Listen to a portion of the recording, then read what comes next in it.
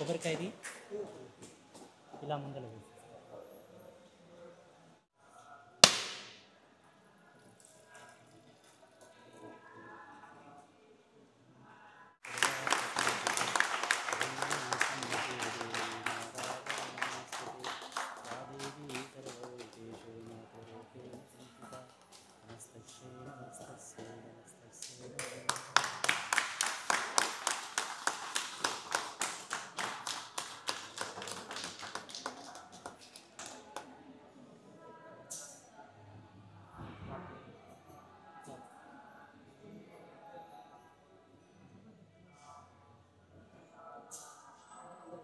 మీరు తీసుకోండి, కింద పెట్టి మీరు తీసుకున్నాక అందరూ చూడండి.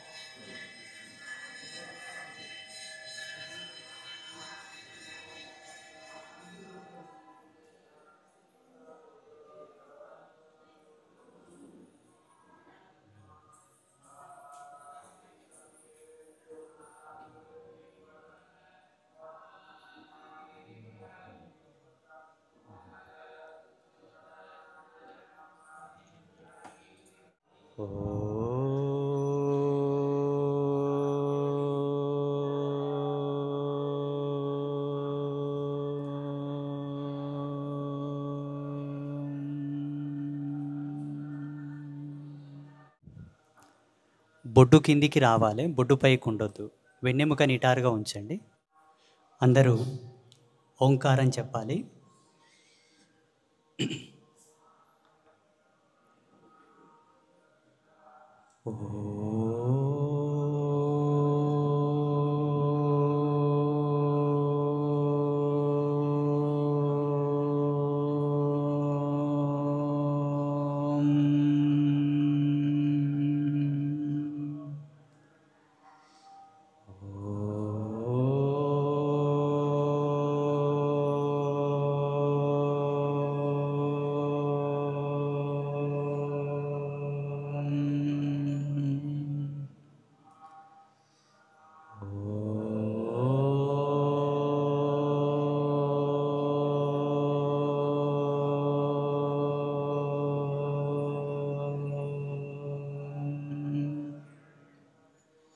जय बोलो सद्गुरुनाथ महाराज की, जय बोलो सद्गुरुनाथ महाराज की, जय बोलो सद्गुरुनाथ महाराज की, जय बोलो अम्बा त्रय माता की, जय बोलो अम्बा त्रय माता की, जय बोलो अम्बा त्रय माता की. అందరూ అలాగే కళ్ళు మూసుకొని నేను చెప్పినట్టు చెప్పాలి. ఓం సర్వమంగళమాంగళ్యే శివే సర్వార్థసాధికే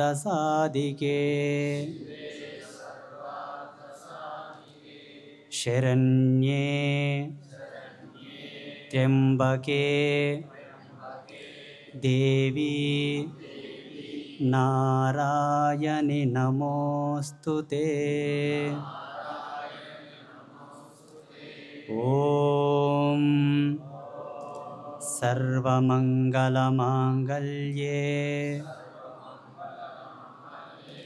శివే సర్వార్థసాధికే శరణ్యే త్రయంబకే దేవీ నారాయణి నమోస్తుతే. ఓం సర్వమంగళమాంగళ్యే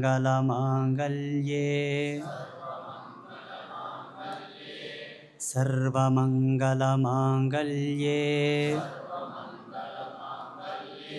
శరణ్యే త్రయంబకే దేవీ నారాయణి నమోస్తుతే.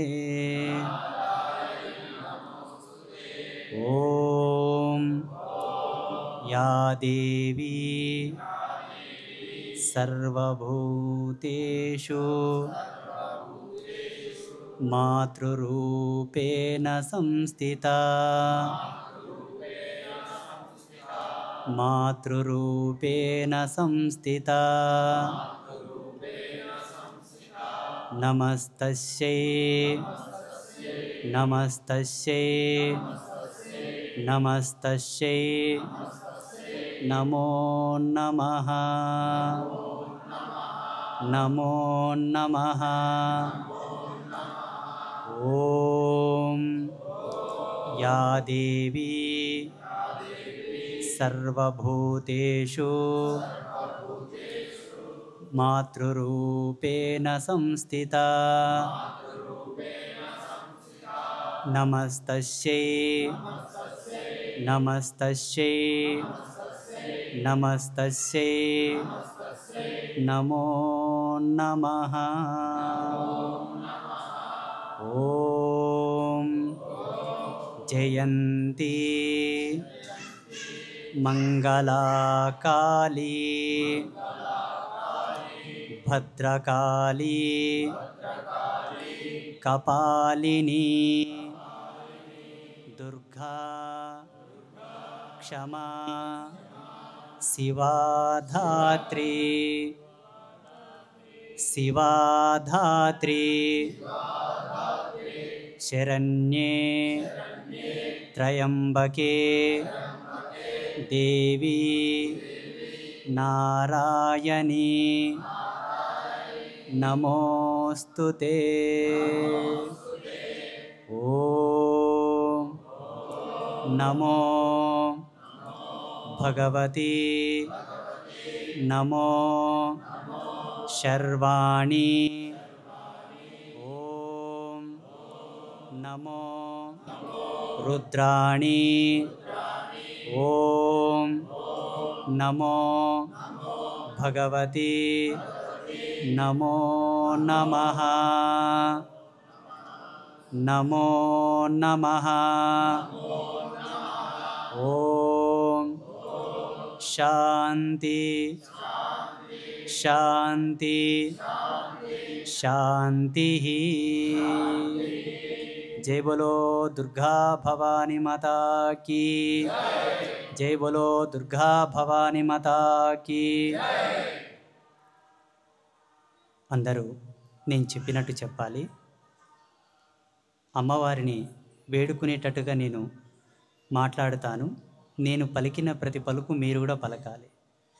అమ్మా, ఈరోజు మేము నీ పుణ్య చరితార్థమును పారాయణము చేస్తూ నీ లీలలను నీ గాథలను శ్రవణం చేయుచున్నాము.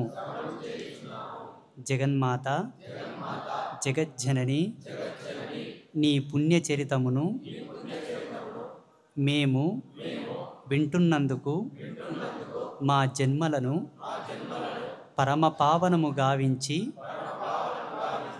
నీ సాయుధ్యమును ప్రసాదించు తల్లి. ఓ అంబాత్రయమాత, ఓ త్రిజగన్మాత, ఓ మహాకాళి, ఓ మహాలక్ష్మి, ఓ మహాసరస్వతి, శ్రీమన్మహాదేవి, అంబిక, జగజ్జనని, నీ కరుణామృత ధారలను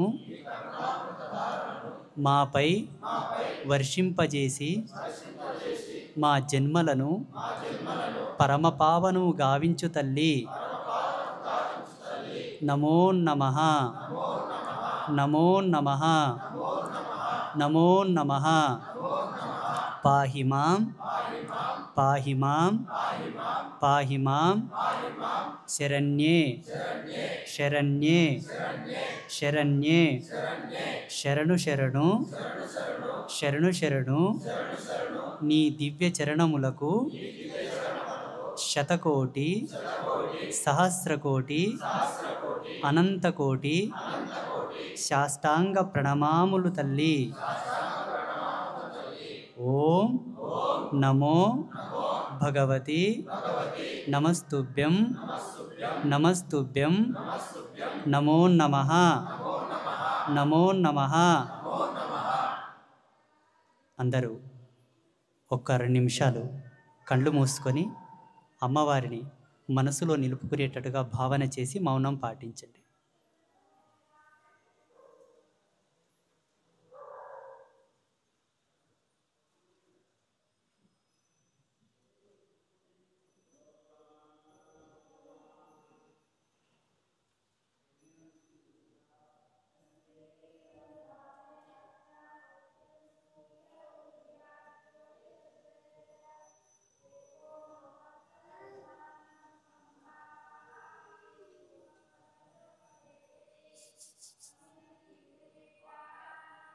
నెమ్మదిగా కళ్ళు తెరిచి మీ అరచేతులను మీరు చూసుకొని, అలాగే అదే కళ్ళతో మీ గురువు గారిని చూసి దండం పెట్టుకోండి.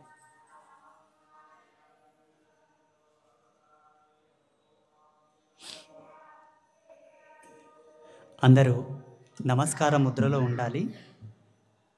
సాధ్యమైనంత వరకు నమస్కారంతోనే ఉండండి. ఇలా ధరించుకొని ఉండడానికి ఇబ్బంది అయినా ఇలా 2 తొడల మీద చేతులు పెట్టైనా ఇలా నమస్కార ముద్రతో ఉండాలి. ఓం శ్రీ గణేశాయ నమః. ఎవరేం చెప్పొద్దు. ఓం శ్రీ గణేశాయ నమః.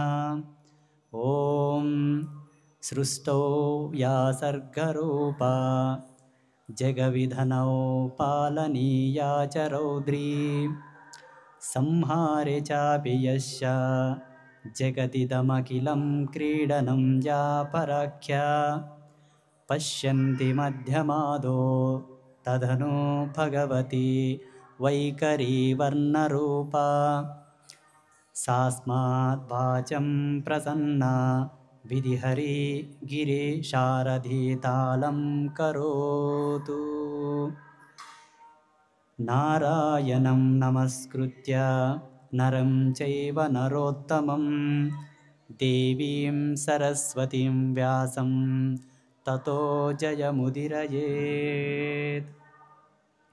సచ్చిదానందరూపాం తాం గాయత్రీం ప్రతిపాదితం నమామి హ్రీమయీం దేవీం ధియో నః ప్రచోదయాత్. సర్వరూపామయీ దేవి సర్వం దేవిమయం జగతో అతోగ్వహం విశ్వరూపాం తాం నమామి పరమేశ్వరీ.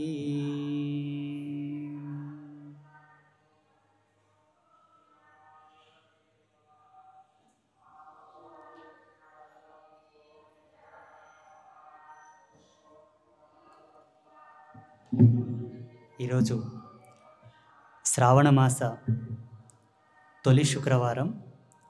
మీ అందరికీ పరమ పవిత్రమైన శ్రావణమాస శుభాకాంక్షలు.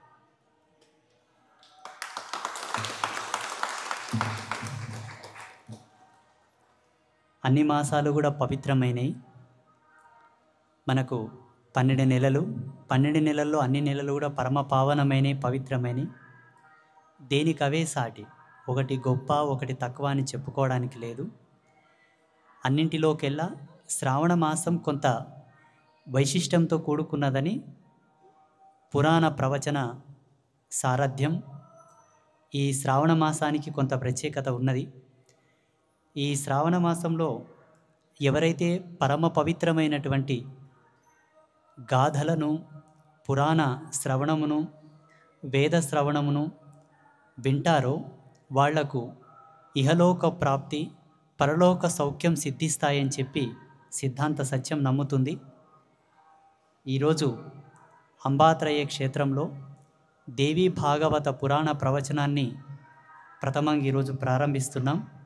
జగదంబ యొక్క ఆశీర్వాదం, అమ్మ యొక్క కృప, దేవీ భాగవత ప్రవచనాన్ని విన్నవాళ్లకు కలిగేటటువంటి లాభాలు.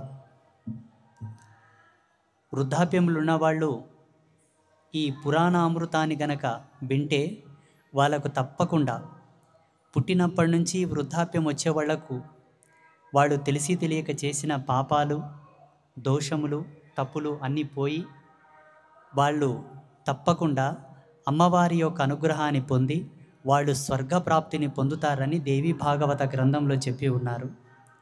ఒకవేళ పెళ్ళి కాని యువకులు గనక ఈ దేవీ భాగవత పురాణ ప్రవచనాన్ని మొత్తం వింటే వాళ్లకు తప్పకుండా జీవితం అంతా కూడా సుఖ సౌఖ్యములతో వర్ధిల్లేటటువంటి అనుగ్రహం వస్తుందని, పెళ్ళైన వాళ్ళు గనక ఈ పురాణ ప్రవచనాన్ని, దేవీ భాగవత అమృతాన్ని గనక శ్రవణం చేస్తే వాళ్ళ గర్భమున పుణ్యాత్ములైన పిల్లలు పుడతారు, వాళ్ళ దాంపత్య జీవితం అంతయు కూడా సుఖ సౌఖ్యములతో ఉంటుందని చెప్పి దీని యొక్క పెన్నిది.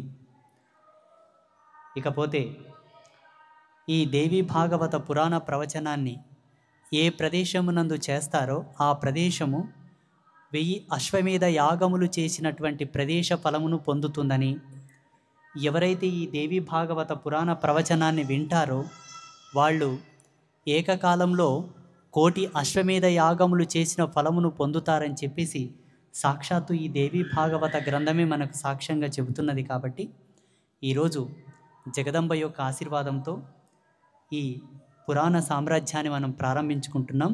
అందరం ఆ జగదంబకు ఎంతగానో రుణపడి ఉన్నాము. ఒకసారి అందరూ అమ్మవారికి దండం పెట్టుకోండి.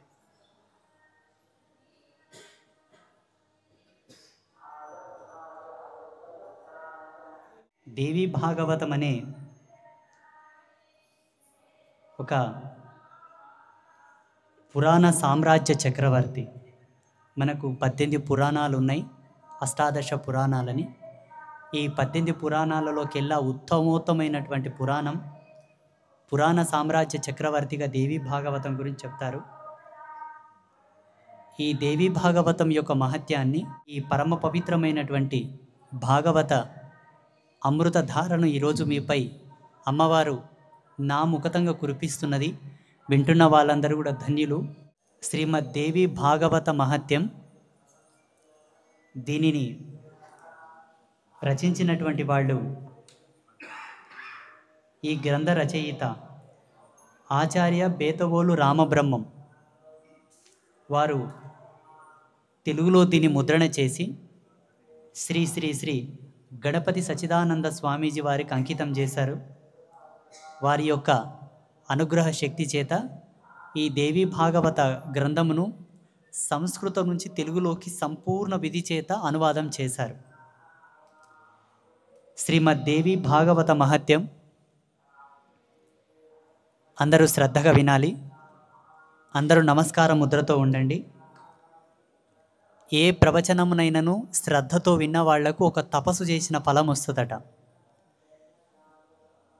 జపముద్రను పట్టుకొని, జపదండమును పట్టుకొని, యోగాసనాన్ని పూని తపస్సు చేస్తే ఎంత ఫలమో, శ్రద్ధగా ఆచార్యులు చెప్పినటువంటి ఏ ప్రవచనాన్నైనా భక్తితో వింటే ఆ తపస్సు ఆయన అకౌంట్లో పడుతుందని చెప్పేసి పెద్దల మాట.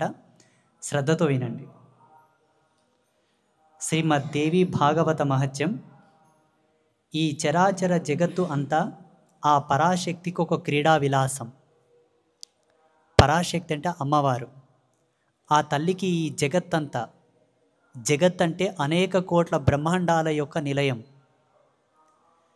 బిజ్వార్ అనే ఒక గ్రామం ఎలా ఉన్నదో అటువంటి గ్రామాల యొక్క సంయుక్తం ఒక మండలం, అటువంటి మండలాల కొన్ని సంయుక్తం చేత ఒక జిల్లా, అటువంటి జిల్లాల యొక్క సంయుక్తం ఒక రాష్ట్రం, కొన్ని రాష్ట్రాల సంయుక్తం ఒక దేశం, కొన్ని దేశాల సంయుక్తం ఒక ప్రపంచం. అలా కొన్ని కోటాను కోట్ల బ్రహ్మాండాల యొక్క సంయుక్తం ఒక జగత్తు. అటువంటి అనేక కోట్ల జగత్తులందయి అన్నీయూ కూడా జగదంబకు ఒక క్రీడా విలాసమట. క్రీడా విలాసం అంటే ఒక ఫుట్బాల్ మైదానం, ఒక క్రికెట్ మైదానంలో ఆటలు ఆడుకుంటారు చూడండి, అమ్మవారు ఇంత పెద్ద జగత్తును ఆటలాడుకుంటుందంట.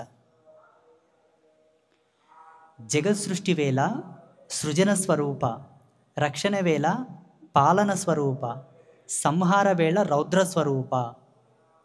అమ్మవారు ఈ జగత్తును సృష్టించేటప్పుడు సృజన శక్తిగా ఉంటుంది, అంటే మహాసరస్వతి. ఈ జగతినంతా సృష్టించేటప్పుడు సృజన శక్తి అనగా మహాసరస్వతి. రక్షణ వేళ పాలన స్వరూప అనగా మహాలక్ష్మి. మహాసరస్వతి పుట్టించిన తర్వాత ఆమె యొక్క విధియుక్త ధర్మాన్ని ఆమె నిర్వర్తించిన తర్వాత తదుపరి కర్తవ్యాన్ని మహాలక్ష్మి స్వీకరించి ఈ జగతినంతా పాలిస్తుందంట. మహాలక్ష్మి, మహాసరస్వతి సృజిస్తుంది, మహాలక్ష్మి దాన్ని పరిపాలిస్తుంది.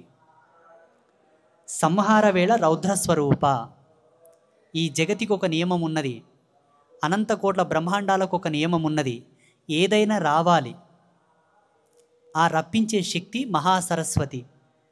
వచ్చింది కొన్నాళ్ళు నడవాలి అనగా పాలింపబడాలి, అలా నడిపించి పరిపాలించే శక్తి మహాలక్ష్మి.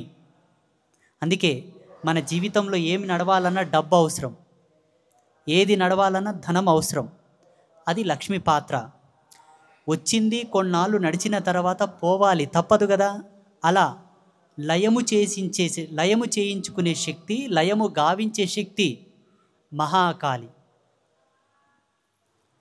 వచ్చినటువంటి ఈ జగత్తును సంహార వేళ రౌద్రస్వరూపాయి.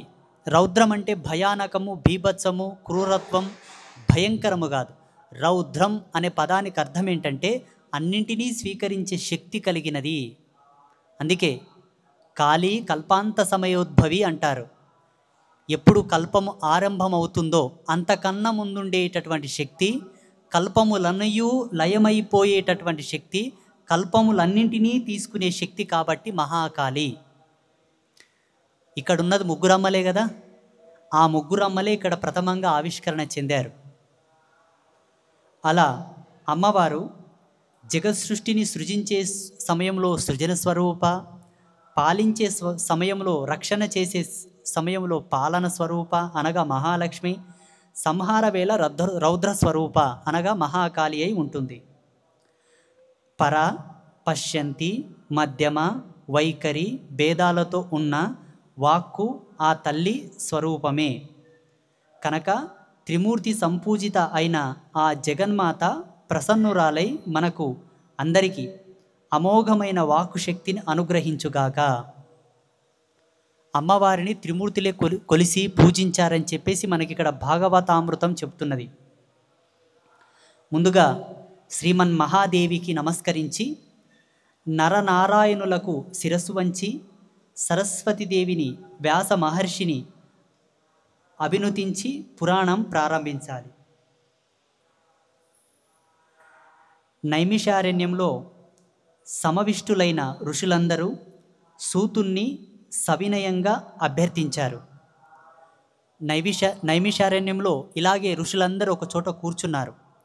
సూత మహామునిని అడిగారు, సూత మహర్షి, నువ్వు 100 సంవత్సరాలు జీవించు, వ్యాస శిష్యుడివి, మహామతివి, ఎన్నెన్నో పుణ్యకథలు మాకు వినిపిస్తున్నావు, ఎంతో మనోహరంగా చెబుతున్నావు, విష్ణు కథలు చెప్పావు, అవతార గాథలు వర్ణించావు, శివుడి చరిత్రలు వినిపించావు, భస్మ రుద్రాక్షల మహిమలు వివరించావు, అన్నీ భక్తి శ్రద్ధలతో విన్నాము. నీ పుణ్యమా అని జ్ఞాన ఆనందాలను పొందాము. ఇంకా ఇప్పుడు పావనముల అన్నింటిలోకెల్లా పావనమై అనాయాసంగా భుక్తి ముక్తి ప్రదమై అయిన మహాపురాణాన్ని నీ ముఖతంగా వినాలని అనుకుంటున్నాము. దయచేసి అటువంటిది ఏదైనా ఉంటే అనుగ్రహించు. సమస్త ఋషులందరూ సూత మహామునిని అడుగుతున్నారు, ఓ సూత మహర్షి, నీవు వ్యాస మహామునికి ప్రథమ శిష్యుడవు, ప్రియ శిష్యుడవు. వ్యాసముని చేత నువ్వు గ్రహించినటువంటి ఎన్నో పురాణాలను, గదలను, ఎన్నో గాథలను మాకు వివరించావు. విష్ణు పురాణం చెప్పావు, విష్ణు మహిమలు చెప్పావు. శివపురాణం చెప్పావు, శివ మహిమలు చెప్పావు. రుద్ర పురాణాలు చెప్పావు, ఎన్నెన్నో చెప్పావు. అన్నీ విన్నాం. అయినను ఎక్కడనో కొంత వెలితిగా ఉన్నది. వినగానే ముక్తి వచ్చేటటువంటిది, చెప్పగా వినినంత మాత్రానే ముక్తి మోక్షములు ప్రసాదించినటువంటిది, అన్నింటికన్నా గొప్పది ఇంకేదన్నా ఉంటే చెప్పు, వినాలని మనసు ఉబలాట ఆడుతున్నదని చెప్పి ఋషులు అడుగుతున్నారు. ఎవరిని అడుగుతున్నారు? సూత మహామునిని అడుగుతున్నారు. అప్పుడు శౌనకాది మహామునీశ్వరులారా, అడగవలసింది అడిగారు. సూత మహర్షి చెప్తున్నాడు. వింటున్న వాళ్ళు శౌనకాది మహామునులు. సూత మహర్షిలా చెప్తున్నారు, ఓ శౌనకాది మహామునులారా, అడగవలసినది అడిగారు, సందర్భానుసారేన అడిగారు అని సూతుడు చెప్తున్నాడు. లోకహితం కోరి అడిగారు, లోకహితం కోరి అడిగారు, అందరి మంచి కోసం అడిగారు. పరదేవత మీ యందు ప్రసన్నురాలై మీ మనంబులలో కొలువుదీరి ఈ సమయానికి అడగవలసిందిగా మిమ్మల్ని ప్రేరేపించింది కాబట్టే మీరు అడిగారు. అయితే వినండి అని సూత మహాముని చెప్తున్నాడు. కనుక సర్వశాస్త్ర సారము, పరమ పావనము దేవీ భాగవతం వినిపిస్తాను. సకల శాస్త్ర సారము, సర్వవేదముల సారము, అన్నింటిలోకెల్లా ఉత్తమోత్తమైనటువంటిది, సర్వశాస్త్రములకే రారాజైనటువంటిది, సర్వ పురాణములకే చక్రవర్తిత్వాన్ని ప్రసాదింపజేసుకున్నటువంటి దేవీ భాగవతమును మీకు వివరిస్తాను, వినండి అని సూత మహాముని చెప్తున్నాడు. ఎవరికి చెప్తున్నాడు? శౌనకాది మహామునులకు, ఆ నైవిశారణ్యంలో ఉండేటటువంటి వచ్చినటువంటి అనేక మంది సాధువులకు, ఋషులకు, యోగులకు, సిద్ధులకు సూతుడు చెబుతున్నాడు. ఏం చెప్తున్నాడు? దేవి భాగవత పురాణ ప్రవచనామృతమును చెబుతున్నాడు. ఇది చెవిని పడనంత వరకే మిగతా పురాణాలు, తీర్థాలు, వ్రతాలు మిడిసిపడేవి. ఈ దేవి భాగవతం పాపరణ్యాలకు గండ్రగొడ్డలి, గాఢ కల్పిష మనస్సులకు ప్రొద్దుపొడుపు. వినిపిస్తాను, వినండి. సూత మహాముని ఏమంటున్నాడంటే, ఈ దేవి భాగవత పురాణ ప్రవచనము చెవిన పడనంత వరకు మిగతా ప్రవచనాలు, మిగతా పురాణాలన్నీ కూడా అమృత తుల్యములే. ఒక్కసారి ఈ పురాణ రాజ్యము గనక చెవిన పడితే గాఢ నిద్ర నుంచి బయటికి వచ్చినట్టుగా ఈ పాపపు రాశి నుంచి, ఈ కలి ప్రభావం నుంచి, ఈ మాయా ప్రపంచం నుంచి జీవుడు బయటపడగలడు. ఇది వినేటటువంటి ప్రతి సద్భక్తుడికి, ఈ పురాణామృతాన్ని గ్రోలేటటువంటి ప్రతి భక్తుడికి కూడా పాపపు రాశిని తెగనరికేటటువంటి ఒక గండ్రగొడ్డలి వంటిదని చెప్పి సూత మహాముని చెబుతున్నాడు. అటువంటి మహా పురాణ ప్రవచనమును, అమృత ప్రవచనాన్ని చెబుతున్నాను, ఆలకించండి. సూత మహర్షి ఇప్పుడు మునులు అడుగుతున్నారు, సూత మహర్షి తప్పకుండా వినిపించు, భక్తి శ్రద్ధలతో వింటాము, విని తరిస్తాము. ఆ పురాణం ఏమిటి, దాన్ని వినడానికి నియమాలు ఏమన్నా ఉన్నాయా, ఎన్ని రోజుల్లో వినాలి, ఏ ఏ పూజలు చేయాలి, లోగడలో ఎవరైనా విన్నారా, ఏమేమి ఫలాలు పొందారు, ఎవరు వినిపించారు? అప్పుడు ఋషులు అడుగుతున్నారు, ఓ సూత మహాముని, తప్పకుండా చెప్పు, మేము వింటాం, భక్తి శ్రద్ధలతో వింటాం. ఈ పురాణ ప్రవచనమును వినుటకు ఏమైనా నియమాలు ఉన్నాయా, ఎన్ని రోజులు వినాలి, లోగడలో ఎవరన్నా విన్నారా, విన్న వాళ్ళకి ఎటువంటి ఫలాలు వచ్చాయి, ఎవరు వినిపించారు, ఎవరు విన్నారు, దయచేసి చెప్పు, మా మనసు కుతూహల పడుతున్నదని చెప్పి ఋషులు అడుగుతున్నారు. అప్పుడు సూత మహాముని ఇలా చెప్తున్నాడు, మునీశ్వరులారా, విష్ణుమూర్తి అంశతో పరాశరాత్మజుడిగా వ్యాసుడు జన్మించిన సంగతి మీకు తెలిసే కదా. వేదాలను 4 విభజించి శిష్యులకు నేర్పాడు. వేద అధికారం లేని వారికి ధర్మజ్ఞానం ఎలా కలుగుతుంది, వేదాధికారం లేని వారికి ధర్మజ్ఞానం ఎలా కలుగుతుందా అని ఆలోచన చేసి పురాణ సంహితలు రచించాడు. శిష్యుల ద్వారా ప్రచారంలోకి తెచ్చాడు. అష్టాదశ పురాణాలు రచించాడు. మహాభారతం రచించాడు. ఇవన్నీ నాకు వినిపించాడు, చదివించాడు. వాటిలో దేవీ భాగవతం ఉత్తమోత్తమ పురాణం, భుక్తిముక్తి ప్రదం. దీన్ని స్వయంగా వ్యాసుడే జనమేజయుడికి వినిపించాడు. సూత మహాముని చెప్తున్నాడు, ఓ మునీశ్వరులారా, ఓ ఋషిపుంగవులారా వినండి. మీకు పరాశరుడి యొక్క అంశతో పరాశరాత్మజుడైనటువంటి వేదవ్యాసుడు మీకు అందరికీ తెలుసు కదా. అష్టాదశ పురాణాలను రచించాడు. వేద ధర్మమును ఎవరికి ఎలా అందాలో అలా అందించాడు. సర్వశాస్త్రములను సర్వ పురాణములు సవిస్తారముగా రచించి ఇచ్చాడు. మహాభారతము లాంటి పంచమ వేదమును కూడా రచించి ఇచ్చాడు. ఇన్నిచ్చినటువంటి వేదవ్యాస భగవానుడే ఈ దేవీ భాగవత పురాణ ప్రవచనమును నాకు చెప్పాడు, నాతో చదివించాడు, సర్వ ఋషులకు విప్పి చెప్పాడు, అందరితో చదివించాడు. ఈ పురాణ ప్రవచనమును, ఈ దేవీ భాగవత ప్రవచనమును తొలుత జనమేజయుడికి వేదవ్యాసుడు చెప్పగా మేము విన్నాము, ఆయన విన్నాడు, మీరును వినండి అని చెబుతున్నాడు. ఈ జనమేజయుడి తండ్రి పరీక్షిత్ మహారాజు. జనమేజయుడు యొక్క తండ్రి పరీక్షిత్ మహారాజు ఒక మునిశాపం కారణంగా తక్షక సర్పదష్టుడై దుర్మరణం చెందాడు. అతడి సంశుద్ధిని ఆకాంక్షించి జనమేజయుడు ఈ దేవీ భాగవత మహాపురాణం శ్రద్ధగా విన్నాడు. పరీక్షిత్ మహారాజుకి ఒక శాపం ఉంటుంది. ఆ శాపము కారణంగా ఒక సర్పము చేత ఆయన సంహరింపబడతాడు. పరీక్షిత్ మహారాజు యొక్క కొడుకు జనమేజయుడు. జనమేజయుడు వ్యాస భగవానుని చెంతకు వచ్చి, మునీశ్వర, యోగీశ్వర, మహాముని, మా తండ్రి యొక్క ఆత్మకు శాంతి కలిగి ఉత్తమ లోకాలు సంప్రాప్తమయ్యేటటువంటి ఏదన్నా మార్గం ఉంటే చెప్పండి అని ఆయనను అడుగుతాడు. ఎవరు అడుగుతారు? జనమేజయుడు అడుగుతాడు. ఎవరి కోసం అడుగుతాడు? వారి తండ్రి గారికి సద్గతులు సంప్రాప్తం అవ్వాలని అడుగుతాడు. అప్పుడు వ్యాస భగవానుడు ఇలా చెప్తాడు, ఏమని? దేవీ భాగవత పురాణ ప్రవచనమును గనక నువ్వు నియమితంగా భక్తితో దీక్షగా వింటే మీ తండ్రికి శాపములన్నీ తొలగి పాపములన్నీ పోయి కర్మములన్నీ సమసిపోయి ఆయనకు శీఘ్రమే ఉత్తమ లోకాలు సంప్రాప్తమవుతాయని వ్యాస భగవానుడు జనమేజయుడికి తొలుత దేవీ భాగవత పురాణ ప్రవచనాన్ని చెప్పాడు అని సూత మహాముని ఋషులకు చెబుతున్నాడు. 9 రోజులు దీక్షగా జరిగింది ఈ పురాణ శ్రవణం.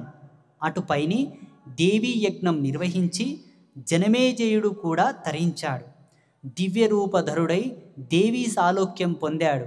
తండ్రికి ఉత్తమ గతులను కల్పించిన తనయుడయ్యాడు. వ్యాసుణ్ణి అర్చించి ఆనందాన్ని, అపూర్వమైనటువంటి సంతృప్తిని పొందాడు. తన యొక్క తండ్రికి ఉత్తమ లోకాలు ప్రాప్తింపజేయడానికి దేవీ భాగవత పురాణ ప్రవచనాన్ని విన్నందుకు కానీ ఆయనను ఉత్తమ లోకాలు పొందాడట. తండ్రికి ముక్తినిచ్చాడు, తాను ముక్తిని పొందాడు. అందుకే ఈ దేవీ భాగవత ప్రవచనాన్ని ఎవరు వింటున్నారో వాళ్ళు ముక్తిని పొందుతారు. వాళ్లతో పాటు వాళ్ళ కుటుంబ సభ్యుల కొరకు ఇక్కడ కూర్చున్న వాళ్ళు ఎవరైనాను, నేను ఈ ప్రవచనాన్ని వింటున్నాను, నా పిల్లలకు కూడా భుక్తిముక్తులు కలుగుగాక, నా భర్తకు కూడా ముక్తి కలుగుగాక, నేనున్నాను ఇక్కడ, నా భర్త లేడు, ఇంటికాడున్నాడు, లేదా ఆయన స్వర్గస్థుడై ఎక్కడో ఉన్నాడు, ఆయన శివలోక సాయుధ్యం పొంది శివైక్యం పొంది ఎక్కడో ఉన్నాడు, నా పిల్లలు మరణించారు, నా కూతుళ్ళు మరణించారు, నా మనుమలు మరణించారు, ఎవరో మీ మనంబులలో ఉండే వాళ్ళందరి కోసం కూడా మీరు కోరుకుంటే తప్పకుండా ఈ పురాణ మహిమ యొక్క శక్తి వాళ్ళను కూడా పరమపావలను గావిస్తుందని చెప్పి దీని యొక్క సారాంశం మీ మనసులో మీరు అనుకోండి. ధర్మార్థ కామ మోక్షాలనే చతుర్విధ పురుషార్థాలను తేలికగా ప్రసాదించే పురాణ రాజ్యం దేవీ భాగవతం. చూడండి, చతుర్విధ పురుషార్థ ధర్మాలను గనక మనం సాధించుకోవాలనుకుంటే దానికి ఎన్నో పుణ్యకార్యాలను ఆచరించాల్సి వస్తుంది. ఏకకాలమునందే జపము, ఏకకాలమునందే తపము, ఏకకాలమునందే దానము, ఏకకాలమునందే పరమ పవిత్రమైనటువంటి యజ్ఞ సంస్కారము, ఏకకాలమునందే సాక్షాన్ భగవత్ కృపను పొందగలిగితే వాడు చతుర్విధ పురుషార్థ ధర్మాలను పొందినట్టు లెక్క. కొందరు చేయొచ్చు, చేయలేకపోవచ్చు. సమయం కల్పించవచ్చు, కల్పించలేకపోవచ్చు. సమయం దొరకవచ్చు, దొరకకపోవచ్చు. మధ్యలో ఏదైనా మైలు రావచ్చు, సూతకం రావచ్చు, ఏదైనా ఆటకం కలగవచ్చు. అటువంటి వాళ్ళు చతుర్విధ పురుషార్థ ధర్మాలు పొందాలంటే దేవి భాగవత పురాణ ప్రవచనాన్ని వింటే తప్పకుండా వాళ్ళకు చతుర్విధ పురుషార్థ ధర్మాలు సిద్ధిస్తాయట. ఈ దేవి గాథను భక్తితో విన్నవారికి సకల సిద్ధులు కరతడామలములు కాగలవు. దేవి భాగవతాన్ని విన్నవాళ్లకు సర్వసిద్ధులు వాళ్ళ చేతుల్లో నిలబడిపోతాయంట. ఏం సిద్ధి? ధనసిద్ధి, ధాన్యసిద్ధి, సంతాన సిద్ధి, గృహసిద్ధి, ఆయుర్సిద్ధి, ఆరోగ్య సిద్ధి, మీలాంటి వాళ్ళకు అనుష్ఠాన సిద్ధి, మాలాంటి వాళ్లకు తపస్సిద్ధి, రాజ్యం కోరుకునే వాళ్లకు రాజకీయ సిద్ధి. ఏ సిద్ధి కావాలంటే ఆ సిద్ధి ఈ భాగవతమును భక్తితో విన్న వాళ్లకు దొరుకుతుందట. కొన్ని భగవంతుడు కష్టపడితే తప్ప ఇవ్వడు. కొన్నింటిని ఆల్టర్నేటివ్ ఇటువంటి లింక్ పెట్టి ఇచ్చి ఉంటాడు. అటువంటివి తెలుసుకొని పొందిన వాళ్ళు పుణ్యాత్ములు. ఇప్పుడు ఒక కొండని తవ్వి తీయాలంటే మనకు చాలా కష్టం. ఒక జేసీబీని వాడితే తొందరగా అవుతుంది. అవునా? అలా ఇటువంటివి కొన్ని మనకు కల్పిస్తాడు భగవంతుడు. పుణ్యాత్ములకు దొరుకుతుంది, పాపాత్ములకు దొరకదు. జీవితాంతం కష్టపడి తవ్వి తీయాల్సి ఉంటుంది కొండని. పుణ్యాత్ములకు మంచి ఆలోచన పనిచేస్తుంది, బుద్ధి పనిచేస్తుంది. నేను తవ్వితేందుకు సమయం వృధా అని ఒక జేసీబీని తీసుకొచ్చి తవ్వుతాడు, పని అయిపోతుంది కదా. ఏదే కానీ పుణ్యం పైన ఆధారపడి ఉంటుంది కాబట్టి పుణ్యము కూడా ఎప్పుడు పడితే అప్పుడు దొరకదు. సమయం వచ్చినప్పుడే సంపాదించి ఈపున పడేసుకోవాలి. మనం కావాలనుకున్నప్పుడు అది దొరకదు. అది విఘ్నుల లక్షణం, బుద్ధిమంతుల లక్షణం. ఉదాహరణకి పరాశ్రీ స్వామి నోరు తెరిచి మణిద్వీప్ గారు నాకు ఒక 1000 రూపాయలు ఇవ్వండి అని అడుగుతాను. ఆ సమయానికి ఆయనతో డబ్బు ఉండకపోవచ్చు, కానీ గురుదేవ నాకు ఒక్కరోజు సమయం ఇవ్వండి అని సమయం తీసుకోనన్నా గురువుకి ఇవ్వగలిగితే అదే పుణ్యఫలం. ఎందుకో తెలుసా? యతి, తల్లి, తండ్రి, గోవు, బ్రాహ్మణుడు, ఒక జంగముడు, ఈ 5 మంది మీ ఇంటికి వచ్చి ఏదన్నా అడిగితే ఉట్టి చేతులతో పంపకూడదు. వాళ్ళు అడగడమే ఈశ్వరుని యొక్క వాక్కు. ధర్మదేవత నీ ముందుకు వచ్చి తలుపు తట్టిందని నమ్మండి. సాకులు చెప్పొద్దు. మళ్ళీ అడిగేవాడు నీ ఇంటికి వచ్చి రావచ్చో లేదో, వస్తాడో రాడో. ఈరోజు పరాశ్రీ స్వామి వీడియో మాధ్యమంగా పీఠంలో అభివృద్ధి పనులు జరుగుతున్నాయి, ఇక్కడ అవసరం ఉంది, మీకు తోచింది సహాయం చేయంటే నేను ఒక బిచ్చగాన్లాగా కనిపించిన అందరికీ కామెంట్లు కూడా వస్తాయి కదండి. అడుక్కోవడం మొదలుపెట్టావా, వ్యాపారం మొదలుపెట్టావా? నేను అడుక్కొని ఏం చేయనండి, నాకేమైనా పెండ్లమా పిల్లలా? ఎవరికి రాసిచ్చిపోదు నేను ఆస్తులు? యతి అడిగేదాని లోపల ఒక ధర్మం ఉంది. ఆ ధర్మం మీకోసమే. అడగడం అనేది 2 విధాలుగా ఉంటుంది. ఒకటి స్వార్థం కోసం అడగడం, 2 లోక కళ్యాణం కోసం అడగడం. ఇప్పుడు నేను స్వార్థం కోసం అడుగుతున్నానా? అది నేను కోరుతున్నానంటే మీకు పుణ్యం ఇవ్వడానికే, అది గ్రహించాలి. ఆపత్కాలం నందు ఒక సమస్యకు పరిష్కారం మీకు తటస్థించాలన్నా ఈపులో ఎనికెంత పుణ్యం ఉంటేనే మీకు రైట్ వే గుర్తుకొస్తుంది. మంచి రైట్ వే మీరు చూస్ చేసుకుంటారు. లేకపోతే సకల శాస్త్ర పాండిత్యం ఉన్న ఆ క్షణకాలంలో బుద్ధి పనిచేయదు.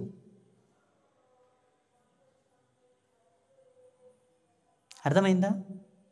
ఉదాహరణకి వైర్లో కరెంట్ ఉంది, ఫ్యాన్కు కనెక్షన్ ఉంది, స్విచ్ లేదు, ఫ్యాన్ తిరగదు. అవునా కాదు? అది అందుకే మీకు ఇటువంటి భాగవతామృతములను ప్రసాదించువాడు ఈశ్వరుడు. విని తరించేటటువంటి వాళ్ళే పుణ్యాత్ములు. ఆ పుణ్యం ఉన్న వాళ్ళే వింటారు. అందరికీ సాధ్యం కాదు. పొద్దున్నుంచి ఇప్పటి వరకు తక్కువ ఒక 1000 మందికి పైగా వచ్చారు. ఎవరు వాళ్ళంటారు? భోగలాలసం చేత ఏదో కోరికతో వచ్చి వెళ్ళిపోయారు. ఉన్నవాళ్ళు ఎంతమంది? 10ల సంఖ్యలో ఉన్నారు.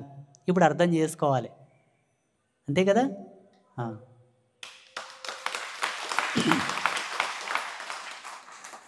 ఒకరోజు విన్నా ఒక పూట విన్నా, ఒక ముహూర్తం సేపు విన్నా, క్షణకాలం విన్నా, భక్తితో వింటే చాలు, వారికి ఇంకా ఏ సద్గతి కావాలో అది వస్తుంది. ఏ దుర్గతి వారి దరిదాపులోకైనా రాదు. అర్థమైందా? సర్వయజ్ఞ, సర్వతీర్థ, సర్వదాన ఫలాలు కేవలం ఈ పురాణ శ్రవణంతోనే చేతికి అందుతాయి. ఇది వింటే ఎటువంటి ఫలాలు ఉన్నాయి చూడండి. సర్వయజ్ఞ ఫలము. యజ్ఞమని దేనిని అంటారంటే, స్వాహాకారం చెప్తూ యజ్ఞదండం చేతిలో పట్టుకొని అగ్ని ప్రజ్వలన చేసి అగ్ని వెలుగుతుండగా స్వాహాకారం తక్కువ 1000 సార్లు చెప్తే అది యజ్ఞం. మిగతావన్నీ హోమాలు. సర్వయజ్ఞముల ఫలము. అలాగే సర్వతీర్థముల యందు మీరు స్నానము చేసి తీర్థ సేవన చేసి ప్రోక్షణ చేసుకున్న ఫలము ఈ భాగవతామృతాన్ని వింటే మీకు వస్తుందట. అలాగే సర్వదాన ఫలము. మనకు ఎన్ని దానాలు ఉన్నాయో తెలుసా? తక్కువ నా అనుభవం ప్రకారంగా 172 రకాల దానాలు ఉన్నాయి. 172 రకాల దానాల ఫలము ఈ భాగవతామృతాన్ని వింటే వస్తుందట.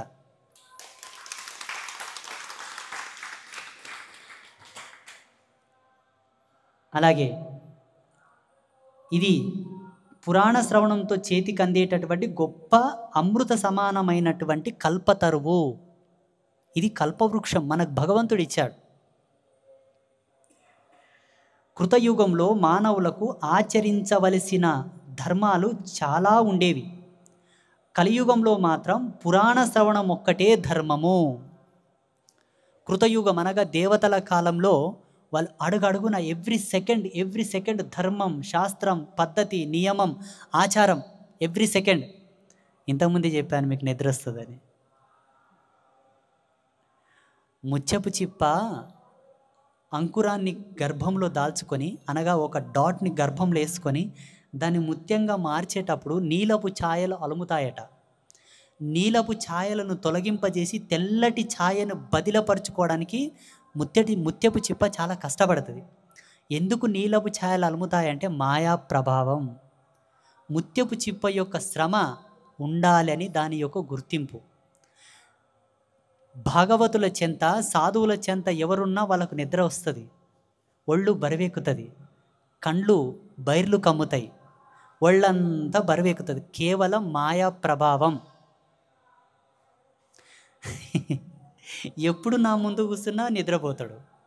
ఎప్పుడు కూర్చున్నా. ఇంతకుముందు ఆరంభం చేయకన్నా ముందే చెప్పాను, ఏమండి మీరు నిద్రపోతారన్నారు. లేదండి గురువుగారు, మీరు దేవి భాగవతం చెప్తున్నారు కదా అని. ఇప్పుడు కూరుకుతున్నారా లేదా? అది. అయితే కృతయుగంలో ప్రతి ఒక్కటి నియమం. 1 సెకండ్ మిస్ అయినా ఆయన పాప భాగంలోకి వచ్చేవాడు. కానీ కలియుగంలో మానవుడికి ఉండేటటువంటి తరుణోపాయం ఏంటంటే కేవలం శ్రవణం.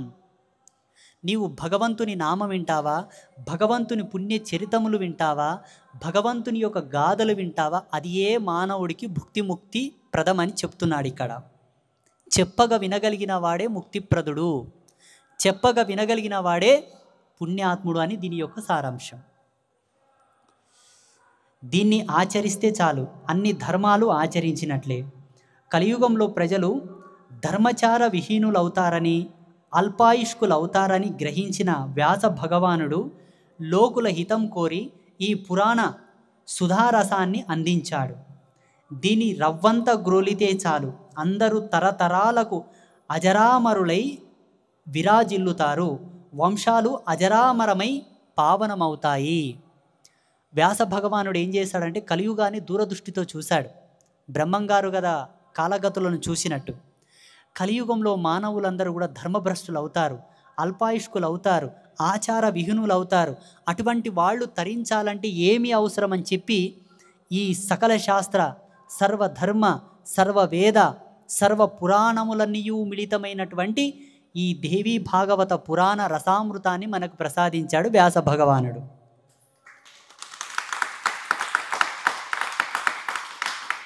ఈ దేవీ భాగవత సుధారసాన్ని, సుధా అంటే అమృతం, అమృతపు సరస్సును సుధా సరస్సు అంటారు. ఈ సుధారసాన్ని గ్రోలిన వాడికి భుక్తి ముక్తులన్నీ కూడా చేతి అందే వసించి ఉంటాయి అని చెబుతున్నాడు. ఈ మహాపురాణాన్ని ఏ నెలలో వినాలి, ఏ రోజుల్లో వినాలి, ఏ సమయంలో వినాలి, ఎవరు వినాలి, ఎలాంటి నియమాలు ఏమి ఉంటాయి అని ఋషులు అడుగుతున్నారు. అప్పుడు సూత మహాముని చెబుతున్నాడు, ఈ మహాపురాణాన్ని ఏ నెలల్లో వినాలి, ఏ రోజుల్లో వినాలి, ఏ సమయంలో వినాలి, ఎవరు వినాలి, ఇలాంటి నియమాలు ఏమీ లేవు. అన్ని వేళల్లో వినవచ్చు. మానవులైతే చాలు, అందరూ వినవచ్చు. ఋషులు అడిగారు, ఓ మహాముని, దీన్ని ఎప్పుడు వినాలి, ఏ మాసంలో వినాలి, ఏ ముహూర్తంలో వినాలి, ఏ సమయంలో వినాలి, ఎవరెవరు వినాలి అని అడిగితే అప్పుడు సూత మహాముని చెప్తున్నాడు, సర్వకాల సర్వావస్థల యందు అందరూ వినొచ్చు, దీనికి ఏం నియమాలు లేవు, కేవలం మనుష్య జన్మ ఎత్తి వినగలిగిన వాడు వింటే చాలు. ఎందుకంటే పశువులు వినవు కదా, పక్షులు వినవు కదా, అందుకే మనుష్యుడై ఉండగలిగితే చాలు, వినవచ్చు అంటున్నాడు. దేవి నవరాత్రులలో నవాహ యజ్ఞంగా వింటే విశేషంగా పుణ్యఫలప్రదం అవుతుంది. దేవి నవరాత్రులు వస్తాయి కదా, మనకు వసంత నవరాత్రులు, శారద నవరాత్రులు రెండు. ఆ నవరాత్ర పర్వదినమునందు గనక ఈ యొక్క దేవీ భాగవతాన్ని వింటే ఒక ఇంత వచ్చేటటువంటి ఫలము 1,000,000 రెట్లు అధికంగా వస్తుందట. ఇలా విన్నవారు గడిచిన జీవితంలోనూ గడిచిన జన్మల్లోనూ చేసిన మహాపాపములన్నీ తొలగిపోయి పరమ పవిత్రులవుతారు. ఎవరైతే ఈ దేవీ భాగవత రసామృతాన్ని వింటారో, ప్రవచనామృతాన్ని వింటారో, ఈ జన్మలో చేసుకున్న పాపాలు పోతాయట, గత జన్మలో చేసుకున్న పాపాలు పోతాయంట. ఇక ముందు ఏదన్నా మానవ జన్మ ఉంటే ఆ జన్మల్లో కూడా పావనమూర్తులై జన్మిస్తారట, పాపపు మూర్తులై జన్మించారట. ఇంతటి అద్భుతాన్ని మనకిస్తున్నాడు భగవంతుడు. ఊసోని ఇన్నింకనే పేపర్గైపోయింది మనకు కదా. ఉగ్ర తపస్సులతో కానీ, తీర్థ సేవలతో కానీ, రకరకాల దానాలతో కానీ, యజ్ఞయాగాదులతో కానీ లభించని పుణ్యఫలము ఈ నవాహ దీక్షతో లభిస్తున్నది. చూడండి, ఉగ్ర తపస్సులతో, కఠోరమైన తపస్సులు, హఠయోగ, జటయోగ, ఖండయోగ, విశ్వయోగ, మనిషి యొక్క శరీరానికే సాధ్యము కానటువంటి భయంకరమైనటువంటి యోగాసనాలతో, ముద్రలతో, భంగిమలతో చేసే తపస్సుల కన్నా ఎన్ని పుణ్యతీర్థాలు సేవించినను, ఎన్ని దాన ఫలములతో రానటువంటి ఫలము ఈ దేవీ భాగవతాన్ని వింటే, భక్తితో వింటే వస్తుందట. మరి ఎవరు వింటారో, ఎవరు ఆ పుణ్యమును స్వీకరిస్తారో చూడాలి. నెల రోజులు వింటారా, 2 రోజులు వింటారా, 3 రోజులు వింటారా, ఈ పూటకి వింటారా, ఈ సెకండ్ వింటారా, అది మీ అదృష్టం. ఉదాహరణకి 1000 రూపాయలు ఇస్తాను లేచిపోనా అన్న అంటే లేచిపోతారు. 1000 రూపాయలు ఎంత పనికి వస్తుందో గంతే పనికి వస్తుంది. 1,00,000 ఇస్తాను పో అంటే 1,00,000 తీసుకెళ్తే 1,00,000 ఎన్నిటి ఖర్చు పెట్టాలో అన్నిటి ఖర్చు పెడతాం. 1,00,000 ఇస్తా అంటే ఎంత ఖర్చు పెట్టాలో అంత ఖర్చు పెడతాం. అనంత కోట్లు ఇస్తా అంటే లెక్క కందని కోట్లు నీకు ఇస్తాను కట్టాలంటే, నీవు కొలవలేని తూగలేని ధనరాశులను నీకు ఇస్తానంటే ఎన్ని జన్మలున్నా అనుభవించవచ్చు. అనుభవిస్తామా?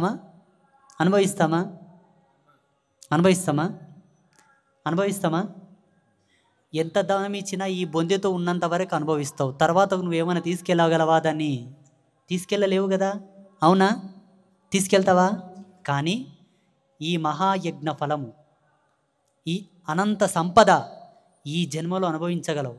ఎన్ని జన్మలున్నా నీ వెంట తీసుకెళ్ళగలవు, ఆ పుణ్యముని అనుభవించగలవు. ఇప్పుడు ఏ సంపద గొప్పది? కట్టల సంపదన, ఈ సంపదన. అందుకే భక్తి శ్రద్ధలతో వినండి.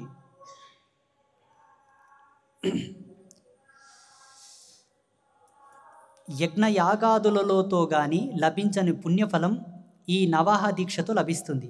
గంగా, గయా, కాశీ, నైమిషం, మధుర, పుష్కరం, బదరీకాశ్రమం ఇవి ఏవి ఇవ్వలేనంత పుణ్యాన్ని ఈ నవాహ భాగవత శ్రవణ మహాయజ్ఞము ఇస్తున్నది. అందుకనే దీన్ని దేవీ ముఖం దేవీ యజ్ఞం అన్నారు. చూడండి, ఇన్ని పుణ్యక్షేత్రాలలో మీరు చేసేటటువంటి అనుష్ఠాన జప తప యజ్ఞ యాగాది పుణ్యఫలములు కూడా మీకు సిద్ధించిన వాటికన్నా అధికమైనటువంటి ఫలము ఈ దేవీ భాగవత మహాయజ్ఞమును వినగానే వస్తుందట. అందున పరమ పవిత్రమైనటువంటి స్వయంభవ ప్రతిష్టాత్మకమైనటువంటి జగన్మాతలు ముగ్గురమ్మల యొక్క సన్నిధిలో వింటున్నారు. మీ అదృష్టం, మీ అదృష్టం. అందుకే నిద్రపోకండి.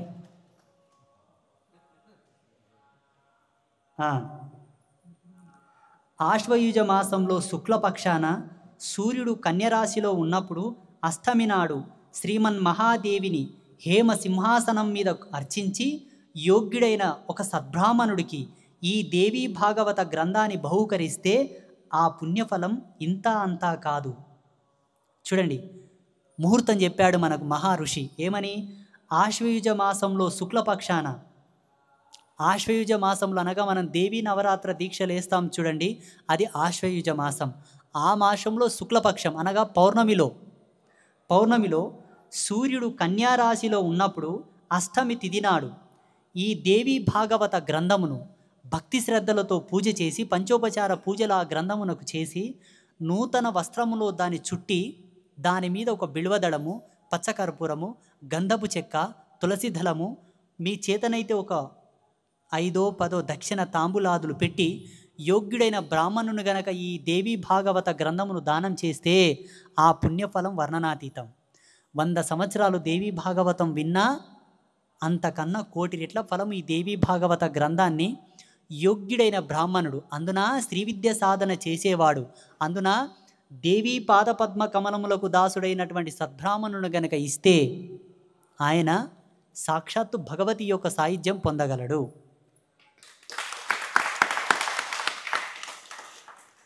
చూడండి, ఇక్కడ యోగ్యుడైన బ్రాహ్మణునికి మాత్రమే ఇవ్వమని ఉన్నది. ఎవడు బ్రాహ్మణుడు? యోగ్యుడు ఎవడయ్యా అంటే 3 పూటల భగవంతుని యొక్క నామజపము చేయువాడు బ్రాహ్మణుడే. ముప్పొద్దుల భగవంతుని అర్చననో, అభిషేకమో, హారతియో, యజ్ఞమో, హోమమో, ధూపమో, దీపమో వేసి భగవంతునికి కైమోడ్పు గావించు వాడందరూ కూడా బ్రాహ్మణులే. శాకాహార సంపన్నులందరూ కూడా బ్రాహ్మణ జాతి కిందికి వస్తారు. సౌశీల్యము, శీలధర్మం, పాతివ్రత్యం, పత్నీవ్రతం పాటించే వాళ్ళు కూడా బ్రాహ్మణ సంజాతులే. నిరంతరము భగవంతుని యొక్క తిలకధారణతో ఉండి మెడలో ఏదో ఒక సాంప్రదాయకమైన మాలను ధరించుకొని సాంప్రదాయకమైనటువంటి వస్త్రధారణతో ఉండేటటువంటి వాళ్ళందరూ కూడా బ్రాహ్మణులే. అందున పుట్టుకతో పరమ పవిత్రమైనటువంటి వేద వైదిక తంతులను పాటింపజేసుకుంటూ బ్రాహ్మణ్య ధర్మంతో ఉండేవాళ్ళు ఇంకా శ్రేష్టమైనటువంటి బ్రాహ్మణ్య ధర్మం లోపలికి వస్తారు. ఇప్పుడు ఉండేటటువంటి పండితులు బ్రాహ్మణులు వాళ్ళకే ఇవ్వాలట, అయోగ్యునికి ఇవ్వకూడదు. ఇచ్చిన తర్వాత వాడు ఏం చేస్తాడు? చంచల మనస్సు కలిగినవాడు, తన మీద తనకే నియంత్రణ లేనివాడు, వాని మీద వానికే సోయి లేదు, నాన్ వెజ్ తింటాడు, పక్కనే దేవి భాగవత గ్రంథాన్ని పెట్టుకుంటాడు, ఇచ్చిన వానికి పాపం. మలమూత్రాదులు చేసిన తర్వాత వాడు శుచి శుభ్రతలు తెలియనివాడు, అలాగే వెళ్ళి పట్టుకుంటే ఆ పాపం నీకే. సతీ సాంగత్యం చేసిన తర్వాత స్నానం చేయకుండా గనక చదివితే ఆ పాపం నీకే. అందుకే బ్రాహ్మణుడు అన్ని శుద్ధులు కలిగిన వాడు కదా, అందుకే యోగ్యుడికి ఇవ్వమన్నారు. అర్థమైందా? ఆ దాత సాక్షాత్తు దేవీ సాలోక్యం పొందుతాడు. ఎవరు? ఈ గ్రంథమును దేవీ భాగవత పురాణంలో చెప్పిన ముహూర్తమునకు దానం చేసినటువంటి దాత సాక్షాత్తు జగన్మాత సాయుధ్యమైనటువంటి మణిద్వీపంలో ఉంటాడట. అక్కడ కేవలం త్రిమూర్తులకే ప్రవేశం, కానీ ఈ యొక్క కార్యం చేసిన వాళ్ళకు కూడా ఆ ప్రవేశం లభిస్తుందట. అర్థమైందా? దేవీ భాగవతం నుంచి కనీసం ఒక శ్లోకాన్ని కానీ, శ్లోక భాగాన్ని కానీ, ఒక పూట కానీ, ఒక పుట కానీ, పుటలోని కొంత భాగాన్ని కానీ నిత్యము భక్తితో పఠించగలిగితే చాలు, అమ్మవారి యొక్క అనుగ్రహానికి పాత్రులవుతారు. నాలా చెప్పడంతో వినడం కాదు, మీరైనను కూడా రోజుకొక శ్లోకం, శ్లోకంలో అర్ధ శ్లోకం, ఒక పేజీలో సగం లేదా ఒక పేజీ రోజుకొకటి చదివినను మీకు ఆ యొక్క అనుగ్రహం, అమ్మవారి యొక్క కృప లభిస్తుందట. అటువంటిది మొత్తం పురాణాన్ని గనక మీరు చదివినా విన్నా, ఇంటిలో ఆ గ్రంథమును ఉంచుకున్న లభించే పుణ్యఫలం వర్ణనాతీతం. దుశ్శకున భయం, దుస్వప్న భయం, మహామారి భయం, మరణ భయం సమస్తము తొలగిపోతాయి. బాలగ్రహ భూత ప్రేత పీడలన్నీ దేవీ భాగవతం పేరు చెబితే చాలు దిగ్దిగంతాలకు పారిపోతాయి. చతుర్విధ పురుషార్థాలలో విజయ పరంపరలతో ఆ గృహస్థుని యొక్క గృహము అంతయు, ఆ వంశము, ఆ వంశస్థులు అందరూ కూడా తరతరాలకు విరాజిల్లుతారు. ఈ దేవీ భాగవత గ్రంథమును మీ ఇంట్లో పూజా గదిలో ఉంచుకున్నా, రోజు ఒక పేజీ చదివినా, ఒక్క శ్లోకము చదివినా ఆ ఇంటికి బాలగ్రహ, దుష్టగ్రహ, భూత ప్రేతాది గ్రహపీడలు కూడా రావట. చేతబడుల యొక్క మాట దరిదాపులో కూడా రాదట. ఎటువంటి మంత్రతంత్ర ప్రయోగాలు జరగవట. వాళ్ళే కాదు, ఆ వంశము, ఆ తరతరాలు కూడా తరిస్తాయట. శమంతకమణిని అపహరించాడు అనే అపవాదును తొలగించుకోవడం కోసం అలనాడు శ్రీకృష్ణుడు ప్రసేనుని వెతుకుతూ అడవిలోకి వెళ్ళాడు. ఎన్ని రోజులకు తిరిగి రాలేదు. ఏమైపోయాడో తెలియక అటమటించినటువంటి వాసుదేవుడు దేవి భాగవతాన్ని నవాహ దీక్షగా ఆలకించాడు. అది ముగిసేసరికి శ్రీకృష్ణుడు విజయలక్ష్మి సమేతుడై తిరిగి వచ్చాడు. చూడండి, శమంతకమణిని అపహరించాడని అపవాద తొలగించుకోవడం కోసం అలనాడు శ్రీకృష్ణుడు ప్రసేనుణ్ణి వెతుక్కుంటూ అడవిలోకి వెళ్ళాడు. శ్రీకృష్ణునికి ఒక అపవాదం వస్తుంది. ప్రసేనుని యొక్క చేతిలో ఉండేటటువంటి శమంతకమణిని కృష్ణ పరమాత్మ దొంగిలించాడని ఒక అపవాదం వస్తుంది.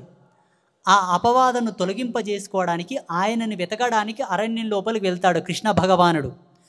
ఎన్నో రోజులు అవుతుంది, ఆయన దొరకకపోయేసరికి ఇంతకు కృష్ణుడు రాలేదని కృష్ణుడి యొక్క తండ్రి వాసుదేవుడు దేవీ భాగవత పురాణ శ్రవణమును 9 రోజులు వినగానే ఆరంభము చేసి 9వ రోజు ముగిసేసరికి శ్రీకృష్ణ పరమాత్మ జాంబవతి సమేతుడై రాజ్యానికి తిరిగి వస్తాడు. చూడండి, సాక్షాత్తు భగవంతునే కనుగొనడానికి వారి తండ్రి ఈ భాగవత పురాణ ప్రవచనాన్ని విని తన కొడుకును పొందాడు. ఎంతటి మహిమ ఉందో ఒకసారి ఆలోచన చేయండి. అది ముగిసేసరికి శ్రీకృష్ణుడు విజయలక్ష్మి సమేతుడై తిరిగి వచ్చాడు. ఇంతటి మహామహిమాన్వితమైనటువంటి ఈ పురాణ శ్రవణం అపుత్రులకు పుత్రులు కలుగుతారు, నిర్ధనులకు సంపదలు లభిస్తాయి, రోగిష్ఠులకు ఆరోగ్యం చేకూరుతుంది. ఇది భాగవతామృతం. గొడ్రాళ్ళు సంతానవతులవుతారు, దీర్ఘాయుష్మంతులను పొందుతారు. ఈ పుస్తకం ఏ ఇంటిలో ఉంటే ఆ ఇల్లే ఒక తీర్థం, ఒక పుణ్యధామం, ఒక పుణ్యక్షేత్రం. ఆ ఇంటిలోని వారందరూ పరమపావనులు. వారికి ఏ కష్టములు, ఏ దుఃఖములు ఎప్పుడూ రావు. అపజయం అనేటి మాట ఉండదు అని సూత మహాముని ఋషులకు చెప్తున్నాడు. ఏమని చెప్తున్నాడంటే, ఈ పురాణ శ్రవణము చేసిన వాళ్ళు, ఈ గ్రంథమును ఇంట్లో ఉంచుకున్న వాళ్లకు అల్పాయుష్కుమంతులైతే దీర్ఘాయుష్మంతులు అవుతారు, గొడ్రాళ్ళైతే సంతానవతులు అవుతారు. ఎటువంటి పిల్లలకు జన్మనిస్తారు? ఐశ్వర్యవంతులకు, ఆరోగ్యవంతులకు, సంపన్నులకు జన్మనిస్తారు. సుదీర్ఘ జ్ఞాన సంపన్నులకు జన్మనిస్తారట. ఈ యొక్క పురాణ శ్రవణం విన్నటువంటి పెళ్ళిగాని యువకులు గనక వింటే, వాళ్ళు కోరుకుంటే మంచి ఇల్లు, సంతానము, మంచి సంసారం వాళ్ళకు దొరుకుతుందంట.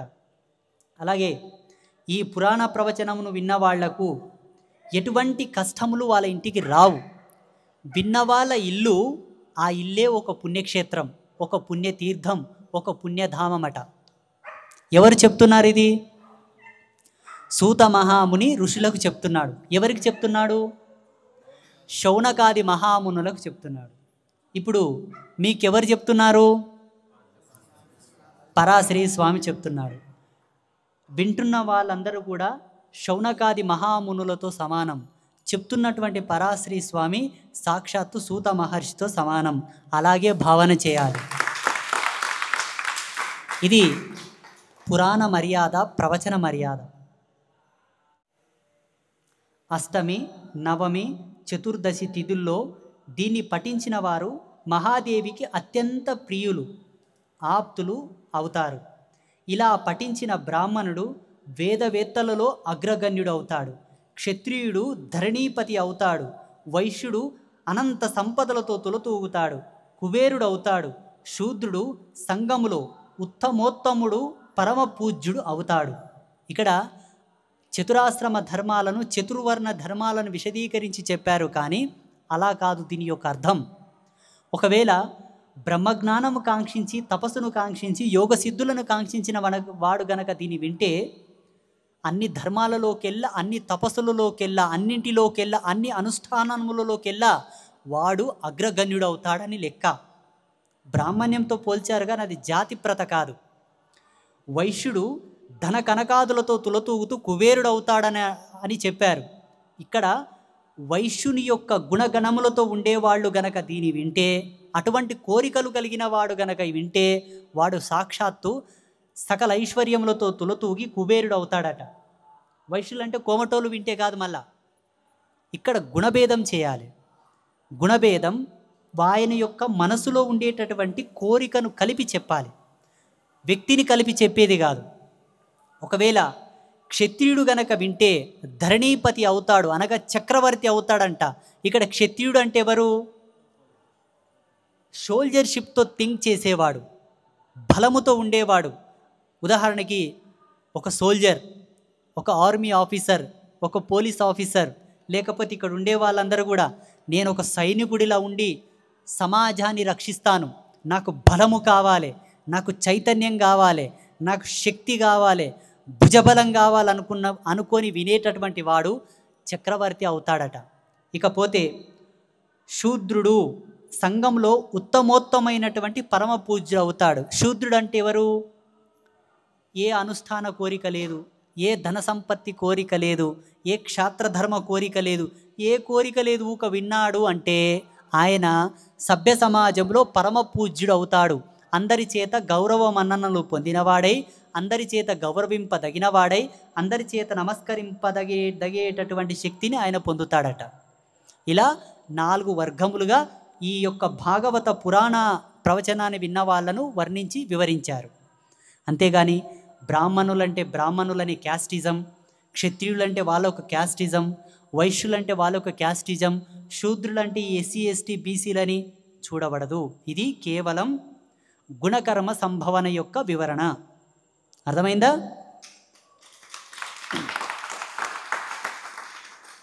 సూతుడు ఇలా చెప్పేసరికి శౌనకాది మహా ఋషులు మరొక ప్రశ్న వేశారు. సూత మహర్షి, శమంతకమని అన్నావు, ప్రసేనుడు అన్నావు, శ్రీకృష్ణుడు అన్నావు, అపవాదు అన్నావు, ఆ కథ ఏమిటో వివరంగా చెప్పు. వాసుదేవుడు ఏ నియమనిష్టలతో దేవీ భాగవతం విన్నాడో, ఎవరు వినిపించారో తెలియజేయి.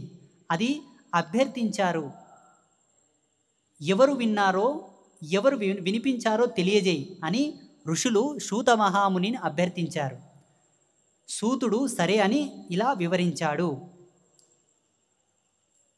ఇంతకుముందు మనం ప్రసేన మహారాజు యొక్క వెతుకులాట కోసం కృష్ణుడు వెళ్ళాడని, కృష్ణ భగవానుడు వెళితే కొన్ని రోజులకు తిరిగి రాలేపక, అప్పుడు ఈ పోలీస్ కేసులు వల్ల లేవు కదండి, వెతకడానికి లేవు కదా, భటులను పంపించాడు వాసుదేవుడు.